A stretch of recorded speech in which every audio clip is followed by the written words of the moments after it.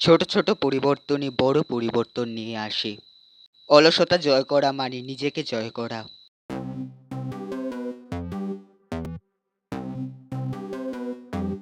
এক দেশে একজন চাষি বাস করত। তার একটি ছেলে ছিল, ছেলেটির নাম হরি। সে ছিল ভীষণ অলস প্রকৃতির, কোনো কাজ সে করতে চাইতো না। চাষি তার ছেলেকে নিয়ে খুব চিন্তিত ছিলেন। চাষি এই সমস্যাটি তার এক বন্ধুকে জানান। চাষির বন্ধু চাষিকে একটি উপদেশ দেয়। পরদিন সকালে চাষি তার বন্ধুর উপদেশ মতো হরিকে ডেকে বলেন, সে যদি প্রতিদিন একটি কাজ করে তাহলে 1 মাস পর তার ছেলেকে সে একটি বিশেষ উপহার দেবে। ছেলেটি ভাবল, একটি কাজ আর এমন কি হবে, সহজেই করে নিতে পারবে সে।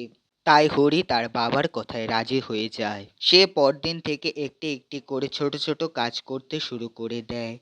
এইভাবে 1 মাস পার হয়ে যায় এবং ছেলেটির মধ্য থেকে অলসতা দূর হয়ে যায়। 1 মাস পর ছেলেটি তার বাবাকে সেই বিশেষ উপহারটি দিতে বলে।